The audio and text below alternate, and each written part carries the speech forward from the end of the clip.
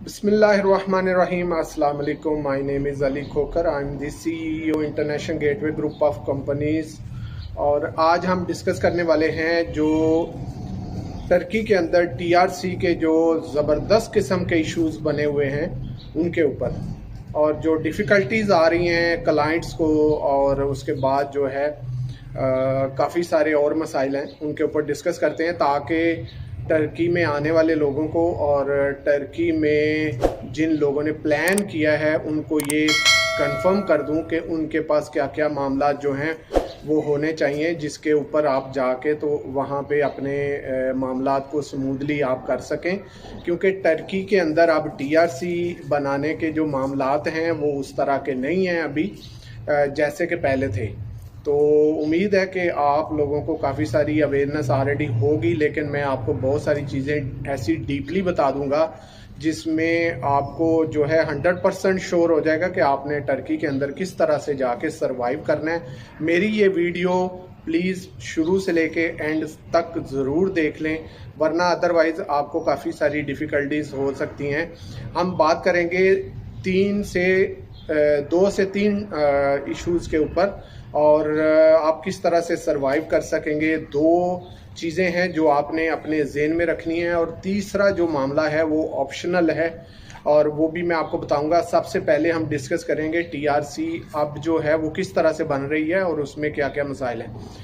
तो सीन कुछ इस तरह है कि टीआरसी जो 1500-1600 से लेके 2000 लीरा के अंदर बना करती थी, अब वही टीआरसी जो है अराउंड 10,000 टर्किश लीरा में बन रही है। आपने जब भी टर्की का प्लान करना है इन चीज़ों को जहन में रखें कि आपकी टीआरसी जो है अब कम से कम सिर्फ़ और सिर्फ टीआरसी के लिए, बाकी लवाजमात बाद की बात है, और सिर्फ आपने इसके लिए जो है 10,000 टर्किश लीरा सिर्फ और सिर्फ जेब में डाल के जाना है जिन्होंने टीआरसी जो है वहाँ पे अप्लाई करनी है। और उसमें मैं पहला एक ऑप्शन आपको बताता हूँ कि टीआरसी में अब क्या मसाइल हैं, क्यों टीआरसी जो है 10,000 टर्किश लीरा तक चली गई है। पहली जो बात यह है कि मेन जो इशू है वो है होम कॉन्ट्रैक्ट, जिसकी वजह से टीआरसी इतनी एक्सपेंसिव हो गई है। दूसरा ये कि पहले इस पे बात कर लेते, फिर मैं आपको बाकी चीज़ें बताता हूँ कि टीआरसी जो है वो उनको क्यों इतना इशू आ गया है। पहला ये जो होम कॉन्ट्रैक्ट का इशू है, अगर तो आप जाके घर लेते हैं, अपना पर्सनली घर लेते हैं, मिसाल के तौर पे प्रॉपर्टी बेस पे अगर आप प्रॉपर्टी ख़रीद लेते हैं तो आपके लिए टीआरसी अप्लाई करना बहुत आसान है। अदरवाइज़ आपके लिए टीआरसी बहुत मुश्किल है अब, क्योंकि आपको कहीं ना कहीं से वो होम कॉन्ट्रैक्ट चाहिए जिसके साथ आपके ऑनर भी अवेलेबल होगा। अक्सर होता है कि आप कोई घर लेते हैं टर्की के अंदर तो आपको उसका होम कॉन्ट्रैक्ट इजीली हो जाता है, क्योंकि ऑनर ने जिस ऑफिस से आप घर लेते हैं उसने उसको पावर ऑफ अटॉर्नी दी होती है कि उसके घर को वो रेंट आउट कर सकते हैं। और दूसरा ये कि ओनर अवेलेबल नहीं होता, लेकिन अब जो आप घर लेंगे उसके साथ आपको ओनर को भी अवेलेबल होना चाहिए अगर आपने टीआरसी अप्लाई करनी है। तो टीआरसी अप्लाई करने के लिए ओनर का होना भी अब ज़रूरी है, क्योंकि उसका होम कॉन्ट्रैक्ट जो है अगर आपके साथ ओनर जाके नोटराइज नहीं करवाता तो आपकी टीआरसी अप्लाई नहीं हो सकती, जिसकी वजह से आज टीआरसी जो है वो 10,000 टर्किश लीरा में चली गई। क्यों कि लोग जो है घर कहीं लेते हैं और फिर जब टीआरसी अप्लाई करते हैं तो उसके लिए होम कॉन्ट्रैक्ट किसी दूसरी जगह से ख़रीदते हैं, जिसकी वजह से जो आपकी टीआरसी है वो चली गई 10,000 टर्किश लीरा पे। क्यों? जो भी आपको टर्किश होम कॉन्ट्रैक्ट देगा वो आपसे ठीक ठाक पैसे लेगा। इस टाइम वहाँ पे होम कॉन्ट्रैक्ट $1,000 में 13,000 टर्किश लीरा में लोग जो हैं वो सेल करें, जो ऑथोराइज हैं। ऑफ कोर्स जो फॉरेनर हैं उनके पास तो कोई इतने उनके सोर्स नहीं होते कि आपको वो होम कॉन्ट्रैक्ट दे सकें और आपका काम हो सके, लेकिन ये हम होम कॉन्ट्रैक्ट जो है किसी ना किसी टर्किश से परचेज़ करना पड़ता है, और परचेज़ करने की वजह से ये टीआरसी जो है अब 10,000 टर्किश लीरा तक बना करेगी। तो उसमें क्या क्या चीज़ें हैं। अब बड़ी तफसील से मैं आपको बताने लगा हूँ कि जो टीआरसी अप्लाई करने के लिए आपको जो और लवाजमात चाहिए वो ये है कि पहले होता था नॉर्मल आप नोटर में जाते थे होम कॉन्ट्रैक्ट बना के, और वो जो होम कॉन्ट्रैक्ट होता था 75 लीराज के अंदर आपकी वो आपको नोटराइज करके दे देते थे। लेकिन अब आपके साथ ओनर भी होना चाहिए जिस घर का आप कॉन्ट्रैक्ट यूज़ करेंगे, और उसके बाद आपको कम से कम नोटराइज करने के लिए 1200 से लेके 1500 टर्किश लीरा तक आपको वहाँ चाहिए। आप गवर्नमेंट की नोटराइजेशन जो फ़ीस है वो 1200 से लेके 1500 लीरा है जो आप नोटरी में गवर्नमेंट को अदा करेंगे। दूसरा ये कि आपके साथ ओनर भी होगा, ओनर को वो सामने फ़ेस टू फेस देखा जाएगा, ओनर से परमिशन जो है वो फाइनल की जाएगी, तो फिर जाके आपका होम कॉन्ट्रैक्ट जो है इमिग्रेशन में एक्सेप्टेबल होगा।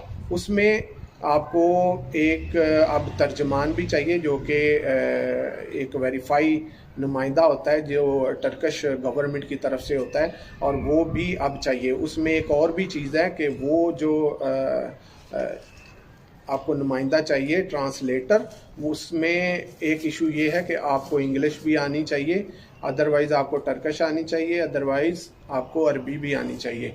ये किसी भी लैंग्वेज के अंदर आपको वहाँ पे ट्रांसलेटर मिलेंगे, वो आपको पहले पूछेंगे आपको ये लैंग्वेज आती है कोई ना कोई इसमें से, ताकि वो उसी तरह का ट्रांसलेटर जो है अरेंज किया जाए तो आपके साथ वो नोटरी के डिपार्टमेंट में जाए और आपको नोटराइज करवा दे, क्योंकि वहाँ पे उनके नोटर के नुमाइंदे के सामने वो आपको सवाल करेंगे कि आपके मामलात जो हैं इस तरह से हैं, ये नोटराइज इसलिए हो रही है, इनसे इस जो ये जो ओनर खड़ा है इससे आपने इसके घर पर आप रह रहे हैं, तो आप वहाँ पे बताएंगे हाँ जी मैं इसके घर पर रह रहा हूँ और मैंने इसके होम कॉन्ट्रैक्ट पे अपनी टीआरसी अप्लाई करनी है। तो आप काफ़ी सारी पेचीदगियाँ हैं जिसमें इतना आसान नहीं है कि आप हर बंदा जो पहले चला जाता था जाके हों टीआरसी अप्लाई कर लेता था तो बड़ी बात समझता था, लेकिन अब इस तरह के मामलात नहीं है। आपको बहुत ही केयरफुल हो के तो आपको टर्की के अंदर सफ़र करना होगा। बाकी चीज़ें ये हैं कि अब को मैंने ये आइडिया दे दिया है। मैं आपको बताऊं कि टर्की के अंदर किस किस्म के लोग जो हैं वो सरवाइव कर सकेंगे। 2 से 3 लोग सरवाइव कर सकेंगे वहाँ पे जिनकी टीआरसी अप्लाई होगी। एक तो उन लोगों के लिए बेस्ट है जो कि जाते ही अपनी प्रॉपर्टी परचेज़ कर लेंगे, तो उनको तो कोई किसी किस्म का इशू नहीं है, क्यों कि वो बजाते खुद ओनर होंगे और अपने घर के ऊपर टीआरसी अप्लाई कर सकेंगे, तो उनको इस तरह के इशू नहीं आएंगे। तो इन लोगों के लिए टर्की अब बेस्ट है जिन्होंने जाके प्रॉपर्टी ख़रीदनी है और अपनी प्रॉपर्टी की बेस पे उन्होंने टीआरसी अप्लाई करनी है। उसमें आप 1 ईयर की अप्लाई कर सकते हैं, 2 ईयर्स की भी अप्लाई कर सकते हैं। और दूसरा जो ऑप्शन था वो मैं ऑलरेडी आपको एक्सप्लेन कर चुका कि ऑनर आपके साथ जाएगा अगर आप बाहर से होम कॉन्ट्रैक्ट ख़रीदते हैं। तीसरी ये चीज़ कि अगर आप टर्की में जाते हैं तो अगर कोई घर आप रेंट आउट करते हैं तो बाकायदा पहले उसके ऑफिस से उनके ऑनर से आप डायरेक्टली बात कर लें कि वो ऑनर जो है हमारे टीआरसी अप्लाई करने में हमारे साथ अगर वो नोटर करने जाएगा तो फिर वो वाला घर आप रेंट आउट करें तो वो ज़्यादा बेहतर रहेगा। अदरवाइज़ वो आप घर रेंट आउट कर लेंगे, ऑनर आपके साथ नोटराइज करने नहीं जाएगा होम कॉन्ट्रैक्ट, तो फिर आपको वो घर के पैसे अलग पड़ेंगे और बाहर से आपको अपनी टीआरसी अप्लाई करने के लिए होम कॉन्ट्रैक्ट परचेज़ करना पड़ेगा, तो वो आपको अलग पड़ेंगे। तो ये थी कुछ तफसील इस तरह के जो टर्की में अभी न्यू रूल्स आए हैं। तो बाकायदा ये बात ज़हन में रखें कि ये मामलात के बगैर अगर आप वहाँ चले जाते हैं और आपकी कैपेसिटी इसको इन पेमेंट्स को पे करने की नहीं है तो 100% या तो आप वापस आएंगे अपने वीज़े की लिमिट में और या फिर आप वहाँ पे इल्लीगली स्टे करेंगे। तो हम इंशाल्लाह एक नेक्स्ट वीडियो में आपको एक नई खुशखबरी देंगे जो कि यूरोप के वर्क परमिट के हवाले से।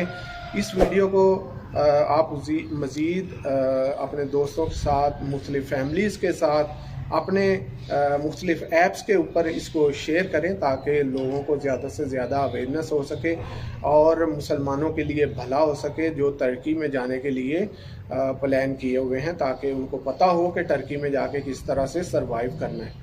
तो मुझे दें इजाज़त, इंशाल्लाह फिर एक नेक्स्ट वीडियो के साथ आपके साथ मुलाकात होगी। अल्लाह हाफ़िज़।